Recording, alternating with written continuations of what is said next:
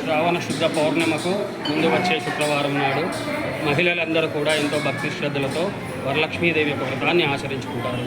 ఈ వ్రతం ఒక ముఖ్య ఉద్దేశం ఏమనగా మహిళలందరికీ మంచి ఆరోగ్యము, అఖండ సౌభాగ్యము, ఈ వరలక్ష్మీదేవి యొక్క వ్రతం వలన ఈ వ్రతాన్ని చేసి ఆ లక్ష్మీదేవి పాల్గొని ఇవన్నీ కూడా పొందుతారని విశేషమైన వారం ఈరోజు.